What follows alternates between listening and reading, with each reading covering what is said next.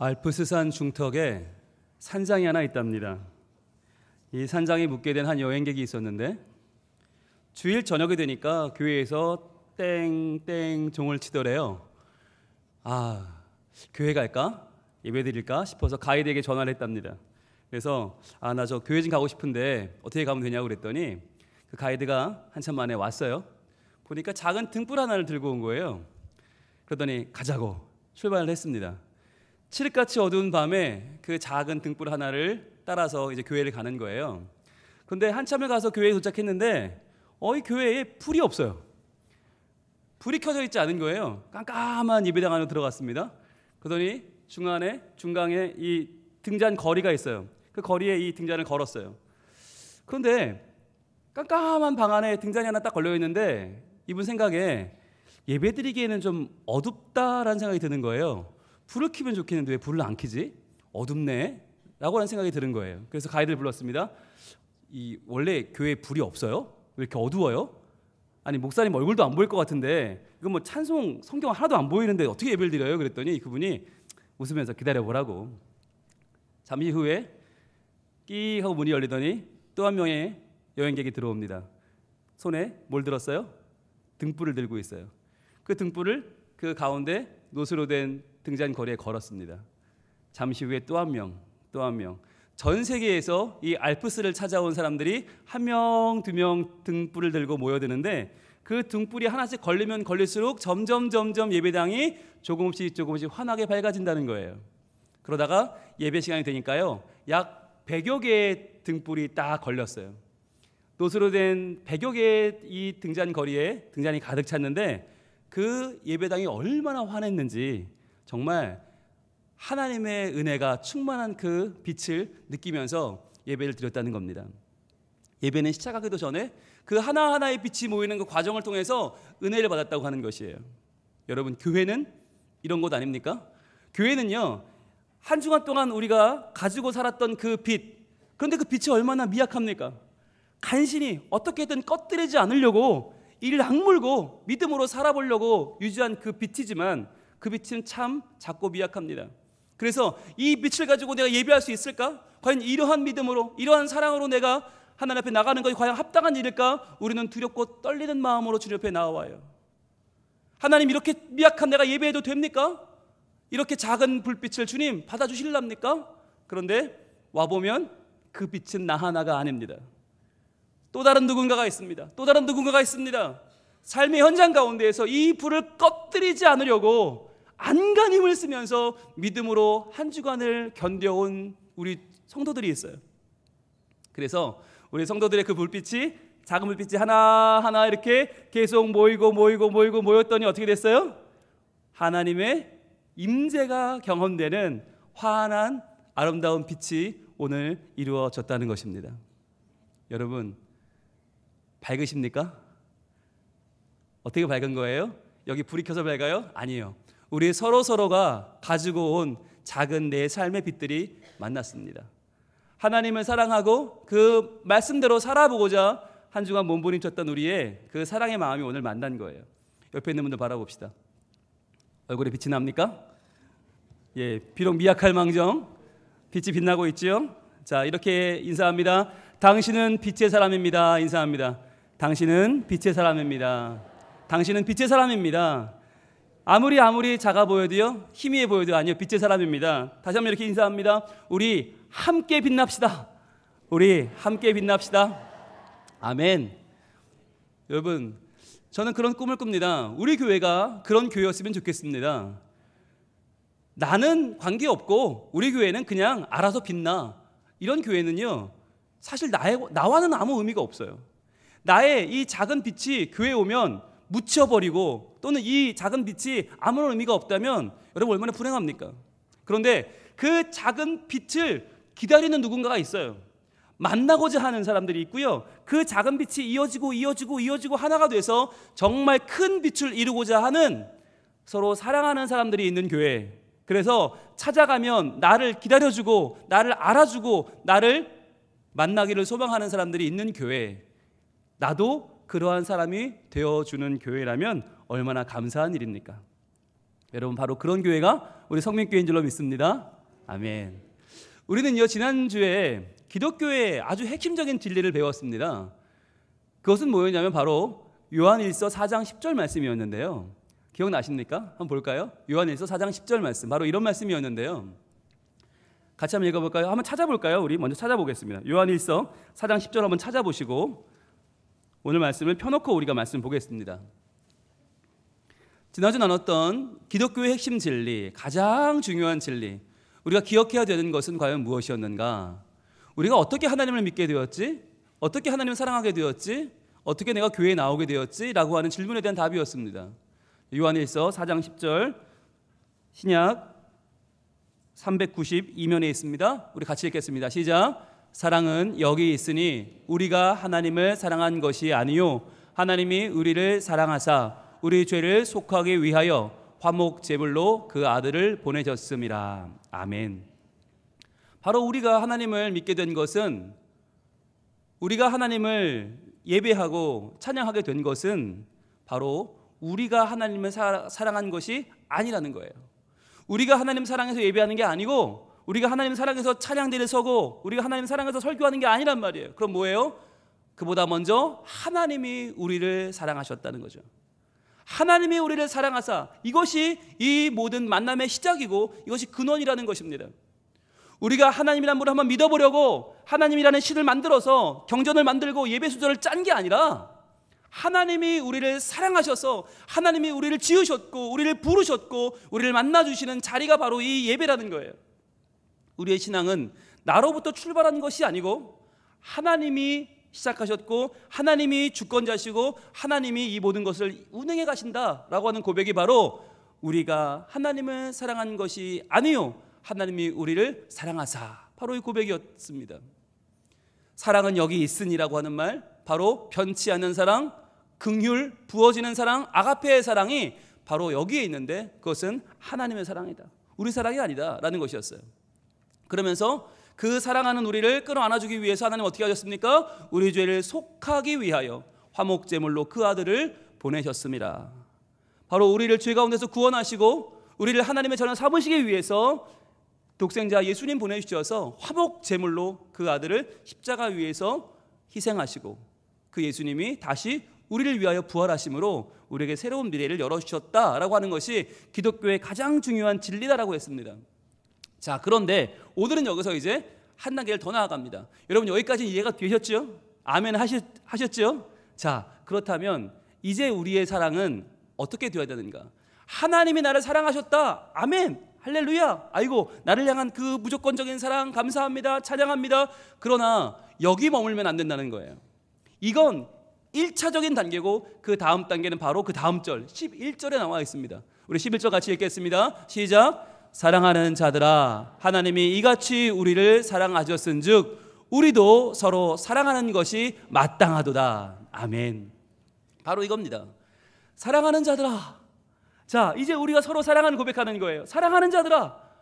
여러분, 이전까지는요 그냥 우리 교회 오시는 분이었어요. 그냥 성도였어요. 아, 저분은 얼굴을 잘 모르지만 아무튼 우리 교회 다니나 봐 였어요. 또는 아이고 누구 아빠 누구 엄마 그냥 집사님이었어요. 이제는 아니라 사랑하는 자들아, 내 마음을 다하여 사랑하는 여러분, 대상이 바뀌는 거예요.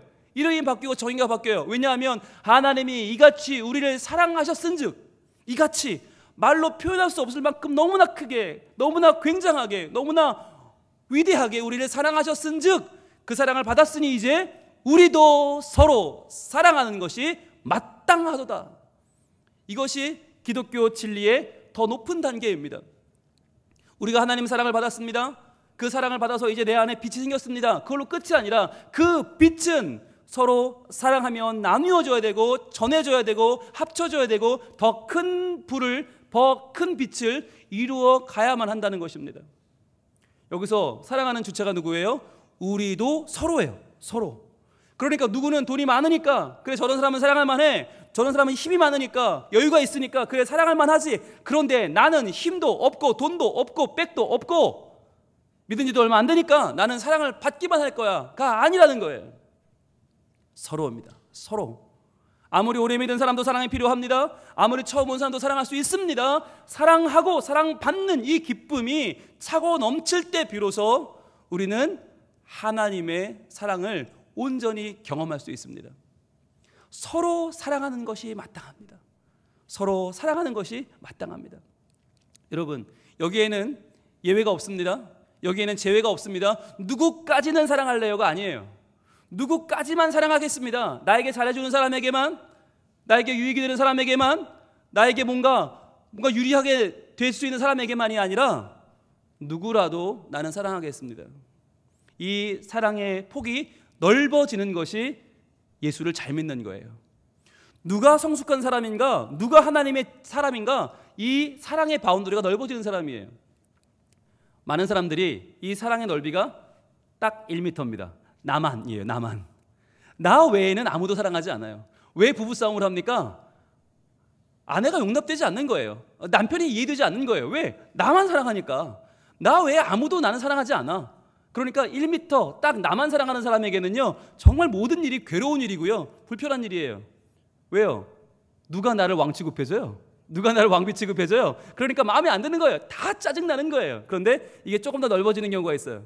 이게 한 5m까지 넓어지면 내 아내를 품어요. 내 남편을 품어요. 이해하는 거예요. 그래, 어떡하겠냐, 뭐 이제 와서 바꾸겠냐, 데리고 살아야지, 이런 마음을 갖게 돼요. 그런데 남편과 아내까지는 되는데 이게 부모님하고는 관계가 풀어지질 않네요. 예전에 나한테 아프게 했던 그 상처는 계속 풀어지지 않고 자녀는 항상 내게 왼수죠. 왜? 저놈들은 어떻게 생겨먹은 게 감수할 줄 모르냐, 다 해줬는데 저렇게 당연하게 여기는 저것들은 과연 어느 별에서 왔니? 이러면서 이해가 안 돼요. 그러다가 우리가 조금 더 넓어집니다. 한 20m쯤 되면 이제 우리 가족을 품어요. 아, 우리 아버지가 내가 미워서 그런 게 아니라 다 그럴 만한 사정이 있었구나.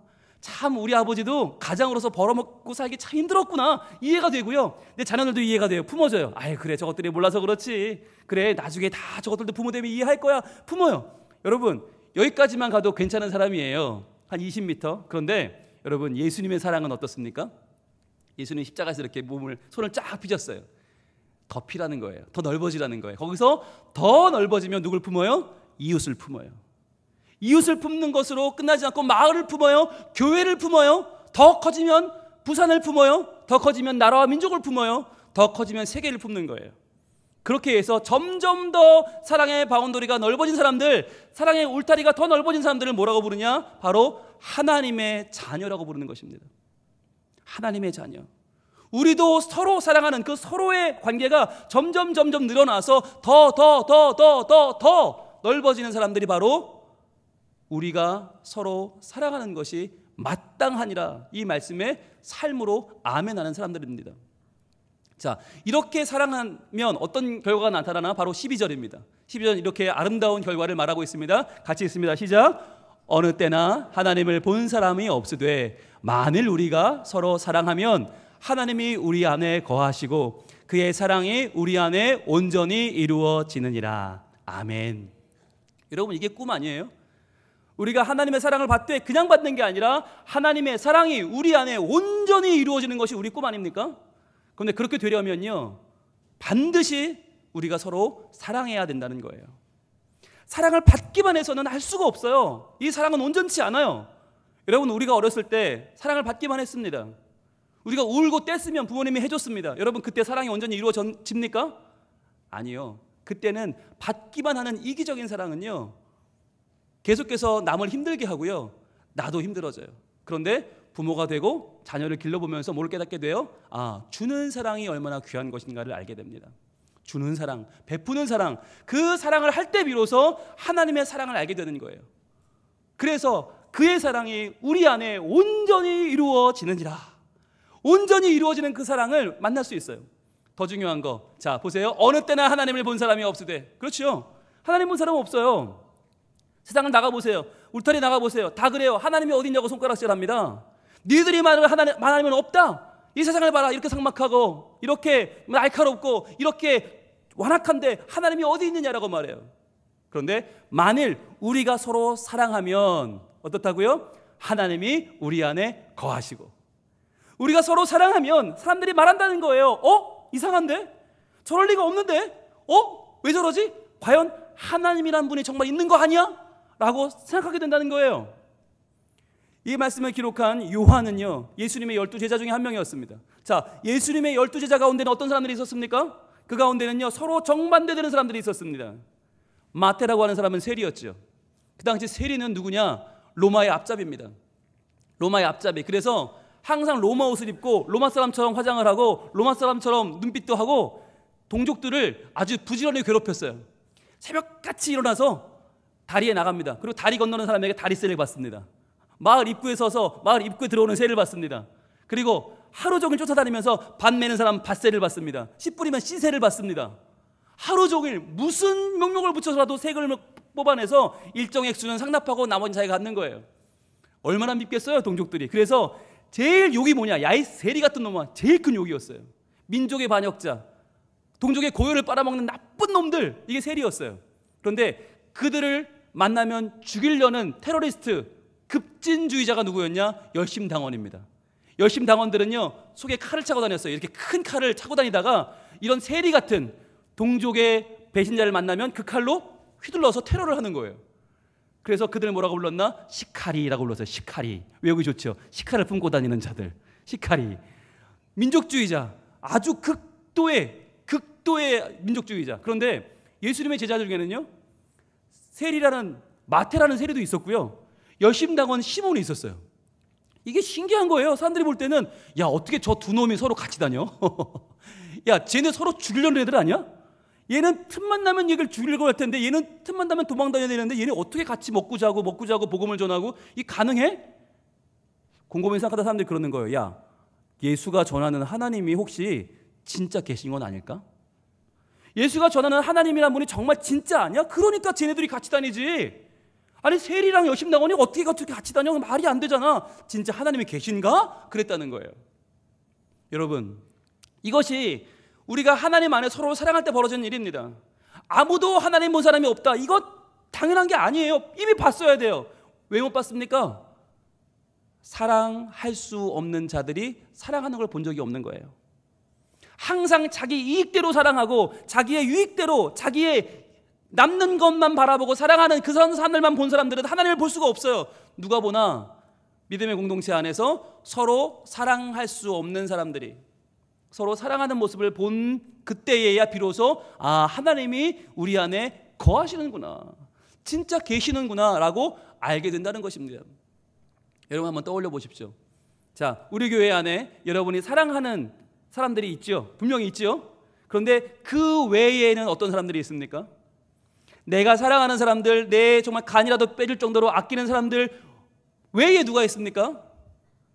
얼굴만 아는 사람들도 있고요, 그 가운데에는 조금 마주치기 부담스러운 사람도 있고요, 조금 피해가면 좋겠는 사람도 있고요, 그 중에는 만나기 싫은 사람도 있을 것입니다. 그런데 그러한 사람들과 관계가 점점 달라지고 점점 내가 넓어지고 그런 사람들을 품어 안을 수 있게 될 때 비로소 하나님 나라가 우리 가운데 임한다는 것입니다. 거기에 대해서 이사야 선지자가 이렇게 예언을 했어요.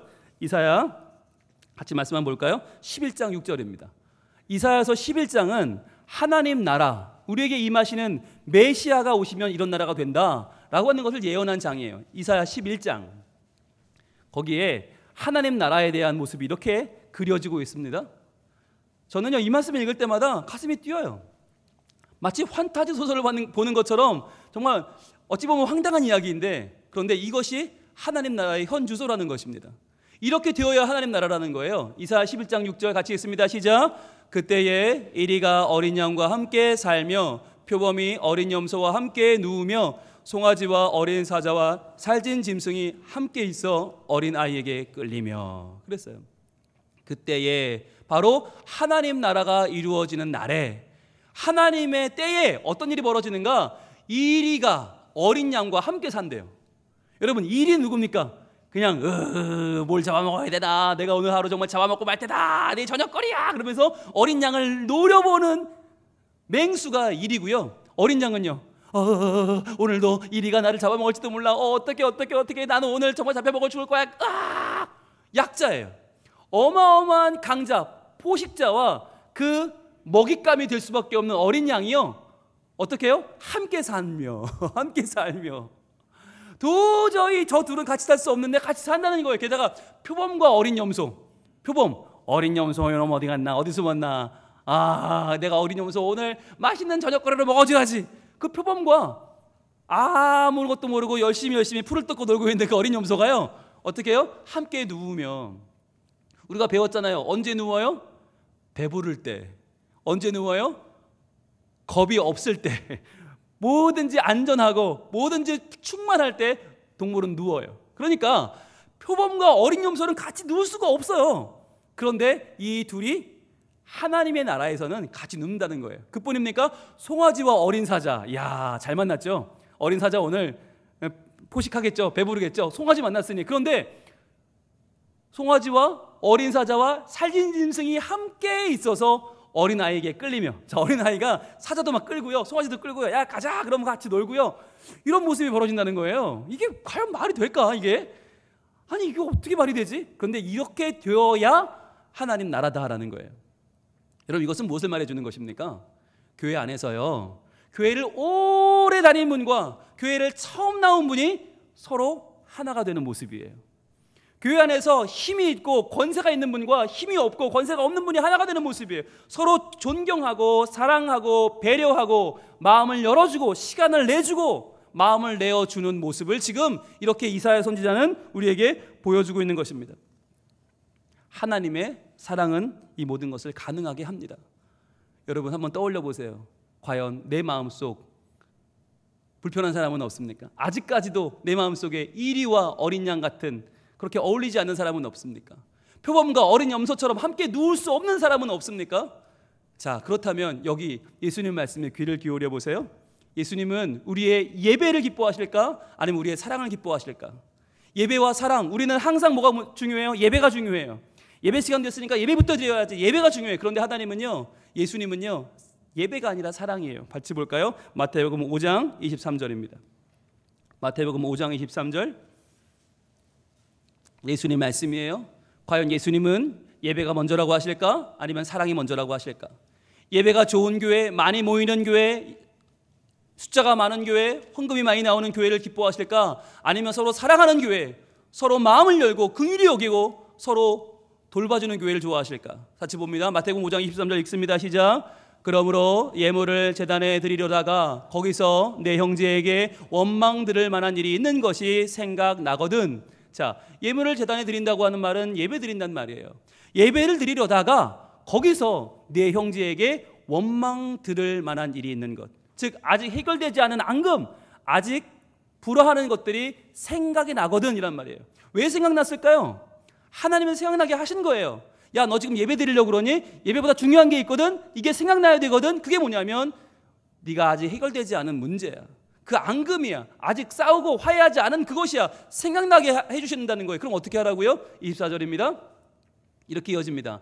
예물을 제단 앞에 두고 먼저 가서 형제와 화목하고 그 후에 와서 예물을 드리라. 예배가 먼저가 아니라는 겁니다. 예배가 중요한 게 아니라는 거예요. 먼저 가서 형제와 화목하고 그 후에 와서 예물을 드리라. 여러분, 이 시간에 그 형제, 나랑 싸운 그 사람 뭐하고 있을까요? 아마 그 사람도 예배 드리지 않겠어요? 같은 시간인데 예배 시간 예배하고 있겠죠. 끌어내라는 거예요. 잠깐 봅시다. 왜 그러지? 예배 드려야 되는데 잠깐 보자니까. 불러내서 뭐라고 그래요? 미안합니다. 미안해요. 내가 그때 내가 자존심이 뭐라고 말이야. 내가 그때 미안하다고, 그럼 간단한 문제를 미안합니다. 용서해 주세요. 지금 예배 알겠는데 예배보다 내 마음속에 감동이 와서 그래요. 내가 미안합니다. 우리 서로 화해합시다. 사랑합시다. 그리고 들어와서 예배하라는 거예요. 여러분, 우리랑 예수님은 조금 관심사가 달라요. 그죠? 우리는 예배 잘 드리는 게 중요하잖아요. 경건한 예배, 의미 있는 예배. 그런데 하나님은요, 그런데 니들 속에는 미움이 가득하고 니들 속에 해결되지 않은 앙금이 가득 가라앉아 있는데 그걸로 어떻게 예배하려고 그래? 예수님은요, 예배가 중요한 게 아니고요, 예배의 자가 중요해요. 하나님은 예배를 찾으시는 게 아니라 우렁찬 예배, 아름다운 예배를 찾는 분이 아니라 예배하는 자들을 찾으십니다. 과연 나는 어떤 사람입니까? 나는 사랑하는 사람입니까? 사랑받는 사람입니까? 아니면 사랑보다 더 그냥 예배에만 집착하는 사람입니까? 예배보다 사랑입니다. 제가 43년 동안 태어나서 서울에만 살았잖아요. 서울에만 계속 살다가 하나님이 저를 번쩍 드셔서 부산으로 옮기셨습니다. 이것은 저에겐 매우 충격적인 사건이었습니다. 한 번도 저는 부산 와서 목회할 생각을 꿈에도 해본 적이 없었거든요. 그런데 와서 보니까 예배가 너무 좋은 거예요. 설교가 너무 좋은 거예요. 목회가 너무 좋은 거예요. 그런데요, 지난 3년간 돌아보면 설교만으로, 예배만으로 저는 버틸 수 없었을 겁니다. 예배보다 더 큰 것이 있었어요. 그것이 바로 여러분의 사랑이었습니다. 사랑해 주셨기 때문에 버틴 거예요. 사랑받았기 때문에 버틴 거예요. 정말 돌아보면 저를 가장 힘내게 해준 이들은 바로 저 천사의 뜰에 있는 아이들입니다. 1살, 2살, 말도 못하는 아이들, 콩콩콩콩 하다가 꽈나 넘어지고 벌떡 일어나면 또 앙 하고 우는 그 아이들이 저에게 너무나 큰 힘이 됐어요. 그 아이들이 땀 흘려 노는, 열심히 노는 모습만 봐도요, 제가 삶에 의욕이 넘쳐요. 그리고 제 속에서 새로운 소망이 싹 트요. 그뿐입니까? 우리 교회 연세 지긋하신 분들, 우리 장로님들, 집사님들, 권사님들을 뵈면요, 저희 부모님 같으세요. 저는 부모님과 떨어져 삽니다. 저는 이산 가족입니다. 부모님이 서울에 계시거든요.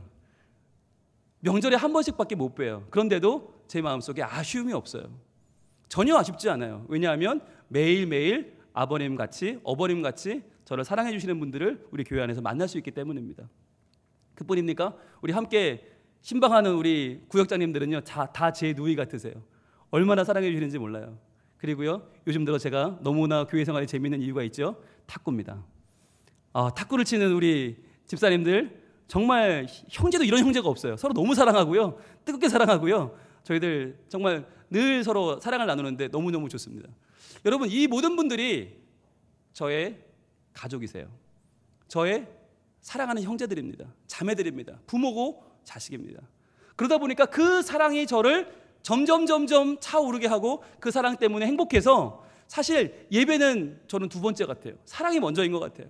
저를 받아주신 그 사랑, 처음 보는 목사, 정말 그동안 이름도 모르던, 이름도 어려운 목사를 받아주시고 사랑해주시고 믿어주시고 함께 신앙생활을 해주신 여러분의 그 귀한 사랑이 저를 더 열심으로 예배하게 하고, 더 열심으로 말씀을 준비하게 하고, 더 하나님을 바라보게 하는 큰 힘이었음을 고백합니다.